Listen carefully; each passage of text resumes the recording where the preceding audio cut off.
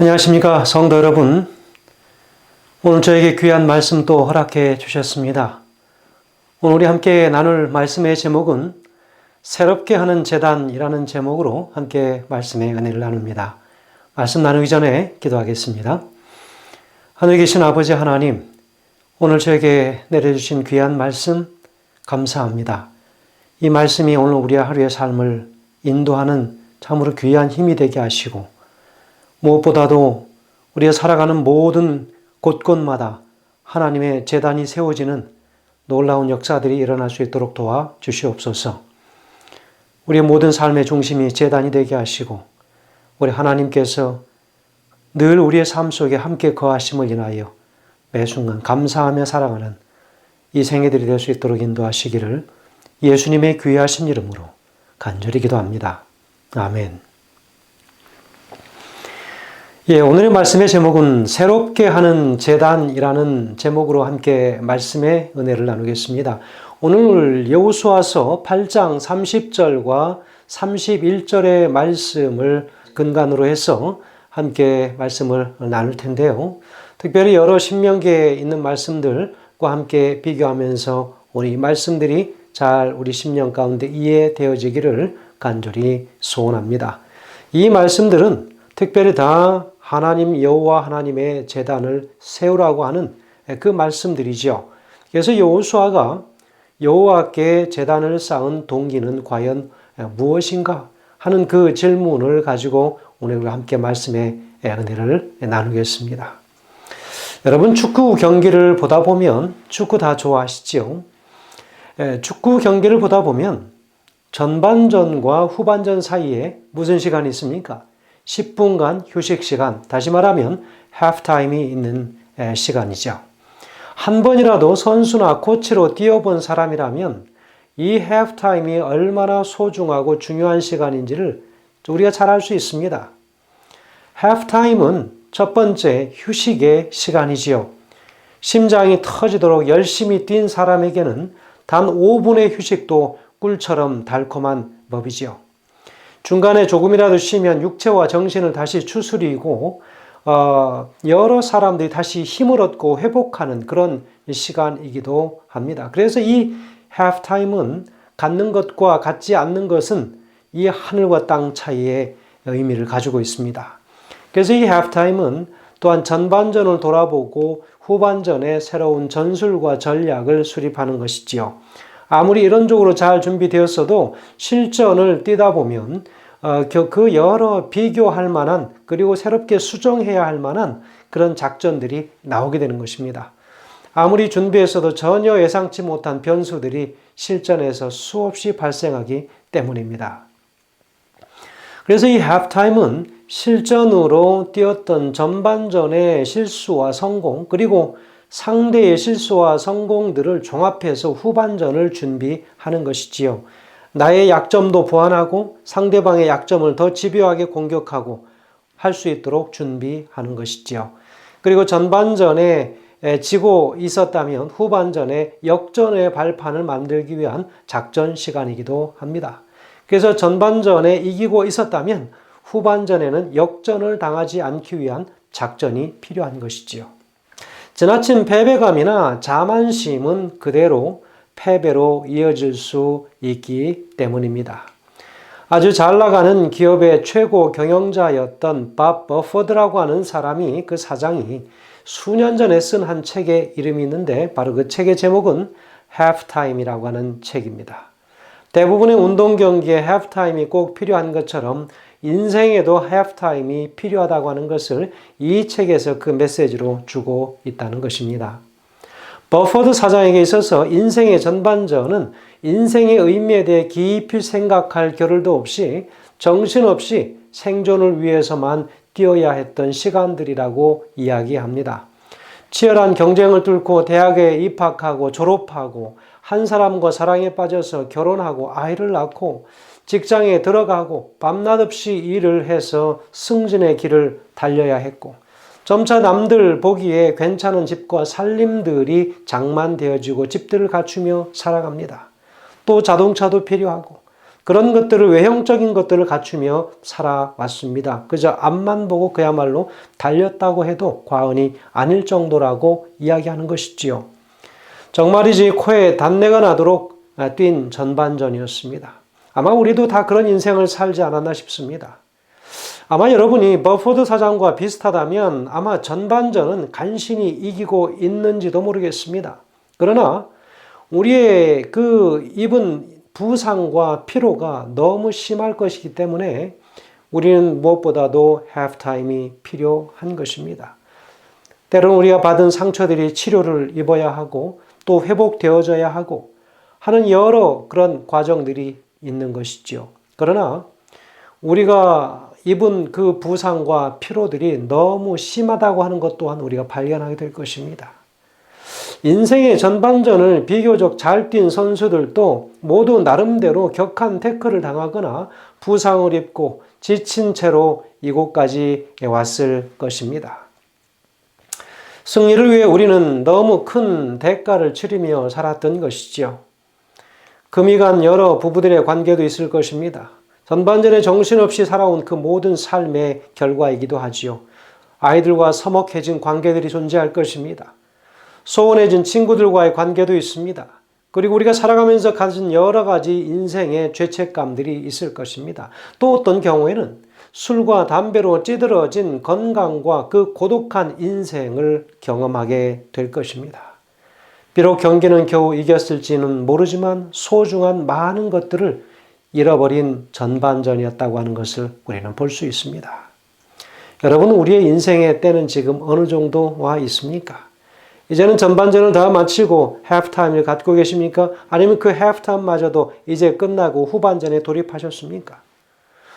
인생의 halftime에 들어서서 잠깐 숨을 돌리는 순간 여러분은 더 이상 이런 식으로 인생의 후반전을 살 수 없다라고 하는 깨달음을 얻을 수도 있습니다.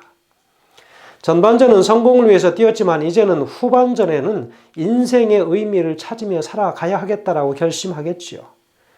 전반전에서는 속도가 중요했다면 이제 후반전에서는 방향이 중요한 것입니다. 전반전에서는 마음대로 모험도 하고 실수도 할 수 있었지만 이제 후반전에서는 좀 더 신중하게 달려가야만 할 것입니다. 게임의 승패는 전반전 스코어가 아니라 후반전 스코어가 가름됩니다. 성공적인 인생의 후반전을 준비하기 위해서는 인생의 halftime이 필요한 것입니다. 의미 있는 halftime을 위해서는 우리는 과감하게 선언해야 합니다. 여러분, halftime을 선언하시게 되길 바랍니다. 아이성 전투의 패배를 극복하고 다시 대반격에 성공한 요수아는 북쪽으로 약 48km 정도 떨어진 에발산으로 이스라엘 백성들을 이끌고 갑니다. 적군의 주둔지도 아니고 전쟁터도 아닌 곳으로 전 민족을 이동시킨 것입니다. 이것은 이스라엘 백성 모두에게 상당히 뜻밖의 결정이었습니다. 이스라엘이 해야 할 일은 계속 정복 전쟁을 수행해 가는 것이었습니다. 적들은 물론 이스라엘 백성들도 이제 다음 성들을 공격할 것이라고 예상하고 있었기 때문입니다. 그러나 여호수아는 가나안 정복 전쟁의 가장 큰 난관이었던 요단강을 건너는 일과 그리고 여리고성과 이 아이성을 정신없이 정복을 하고 이스라엘이 전반전을 간신히 끝마친 셈이라고 판단한 것 같습니다. 이스라엘은 지금 이기고 있었지만 숨이 가빠서 헐떡이고 있었습니다. 여호수아는 바로 이때 후반전으로 들어갈 수 없다라고 그는 직감합니다. 그래서 그는 전 민족에게 육체적, 정신적으로 숨을 돌리고 전열을 재정비할 수 있는 halftime을 선언합니다.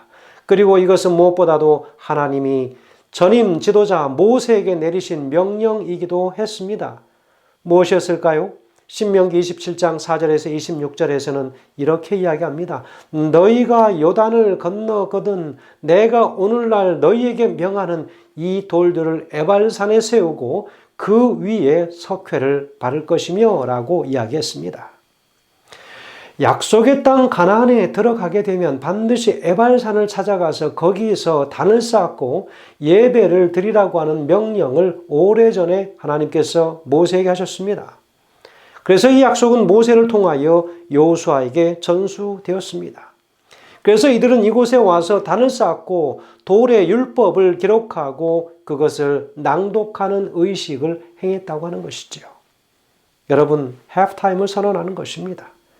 그래서 그들이 지금까지 정신없이 달려왔던 시간들을 다시 한번 하나님의 율법을 낭독하고 하나님께서 이 민족에게 주시고 계신 그 사명과 또 그들이 어떠한 정신무장을 해야 할지를 다시 한번 돌이켜보는 시간을 갖게 되는 것입니다. 그것이 바로 어디에서요? 말씀 앞에서입니다. 자, 두 번째 우리 생각해 볼 것은 내가 있는 곳을 예배의 장소로 만들어야 된다고 하는 거예요. 오늘 여호수아가 이스라엘 백성들에게 그것을 가르치고 있습니다. 그들이 살아가는 삶의 모든 중심에 하나님의 제단이 필요하다고 하는 것을, 하나님의 말씀이 있어야 된다고 하는 사실을 가르치고 있습니다. 여호수아서 8장 30절에 기록합니다. 때에 여호수아가 이스라엘의 하나님 여호와를 위하여 에발산에 한 단을 쌓으니라고 이야기합니다. 에발산은 저주의 산으로 지명된 곳이지요. 왜 저주의 산에 돌단을 쌓으라고 하는 것입니까? 그런데 하나님은 왜 하필 에발산에 제단을 쌓고 번제와 화목제물을 드리라고 명령하신 것일까요? 에발산에서 드려질 제사는 훗날 갈보리산에서 인간의 죄를 위하여 죽임을 당하실 예수 그리스도 십자가의 사건을 예표하기 때문입니다. 바로 저주의 산이지요. 모든 이 땅 인류의 죄를 짊어지고 가실 예수 그리스도, 그 죄로 인하여 그분께서 저주를 받으셨고 이제는 그 십자가를 지시고 죽으셔야 하는 바로 그것을 예표하기 위하여 에발산에 그 단을 쌓으라고 한 것이죠. 죄인은 하나님의 저주를 받아서 죽을 수밖에 없었습니다. 예수님은 저주를 받아서 마땅히 죄인인 우리를 위하여 갈보리산에서 대신 저주를 받고 돌아가십니다. 자신의 생명을 우리 인간과 하나님 사이를 화평케 하는 제물로 내어주셨던 것이지요. 자신이 친히 우리를 위하여 하나님과 우리 사이에 화목제물이 되셨습니다. 여호수아와 백성들은 몰랐지만 그들은 자기들을 위해 베풀어지는 하나님의 놀라운 사랑과 그 놀라운 은혜를 기념하고 있었던 것입니다. 처음 컴퓨터를 선물 받은 아이가 분명히 자기 것인데도 그 컴퓨터의 놀라운 기능을 다 모르는 것처럼 우리는 하나님의 놀라운 사랑 한 가운데 있으면서도 그 사랑의 깊은 의미를 당시에는 다 깨닫지 못합니다. 그러나 우리는 엄청난 사랑을 진심으로 감사하고 경외하는 마음으로 그저 받기만 하면 되는 것입니다. 여러분, 비단 100여 년 전까지만 해도 우리나라 삼천리 곳곳은 귀신들을 섬기는 단들, 그리고 성황당, 그리고 장승들로 가득했었습니다. 마치 미움과 궁핍과 악이 성행했던 저주의 땅, 바로 에발산과 같은 그런 모습들 아니었습니까? 그러나 하나님의 복음이 이 한국 땅에 들어왔고 또 이 땅은 다 하나 둘씩 축복의 땅으로 변해갔지 않았습니까? 하나님이 여러분을 초대하고 만나 주시는 바로 그곳은 이제 더 이상 저주의 장소가 아닌 축복의 장소로 변할 것입니다.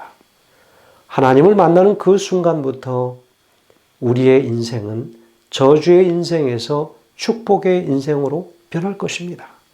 그래서 이스라엘 백성들이 가나안에 정착하여 살면서 그들이 어디에 살든 하나님의 말씀이 있고 하나님을 섬기며 살아가는 그 모든 것은 그들에게 저주의 땅이 아닌 축복의 땅이 될 것임을 가르쳐주고 있다는 것입니다.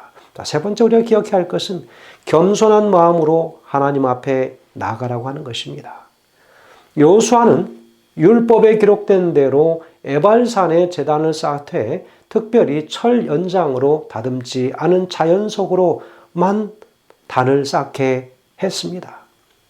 여호수아서 8장 31절에 기록하기를 이는 여호와의 종 모세가 이스라엘 자손에게 명한 것과 모세의 율법책에 기록된 대로 철 연장으로 다듬지 아니한 새 돌로 만든 단이라 무리가 여호와께 번제와 화목제를 그 위에 드렸으며 라고 이야기합니다. 여러분, 신명기 27장 5절에서 8절에는 무엇이라 기록하고 있습니까? 또 거기서 내 하나님 여호와를 위하여 단 곧 돌단을 쌓되 그것에 철기를 대지 말지니라.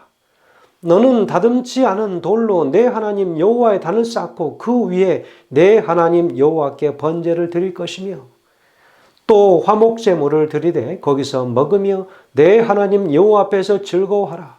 너는 이 율법의 모든 말씀을 그 돌들 위에 명백히 기록할지니라 라고 분명히 기록하고 있습니다. 하나님은 인간의 손으로 다듬어진 것이 아닌 그냥 돌로 된 자연석을 요구하십니다. 당시 가나안 족속들이 자신들의 신에게 예배 드리기 위하여 만든 단은 사람의 기교로 아주 잘 다듬어진 것들이었습니다.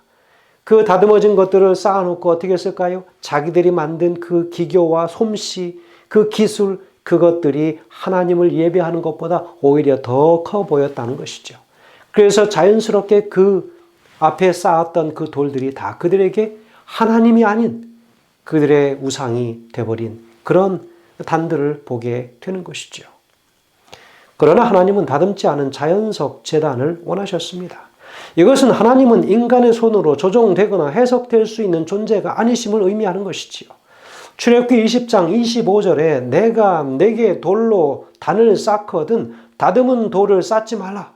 내가 정으로 이것을 쪼면 부정하게 된다라고까지 말씀하셨습니다. 여러분, 이 말씀을 성경 주석에서는 그렇게 표현합니다.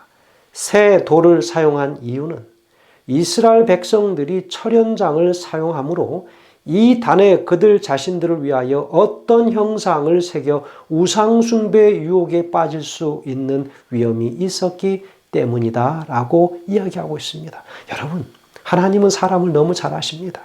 하나님을 위하여 만들어 놓은 그 조형물이 너무 자신들의 기술과 기교들이 다 들어가져 있으므로 훗날 하나님을 생각하기보다는 그 만들어 놓은 그 조형물에 인간적 기술이 더 그들에게 큰 우상덩어리가 된다고 하는 사실을 하나님은 잘 아십니다.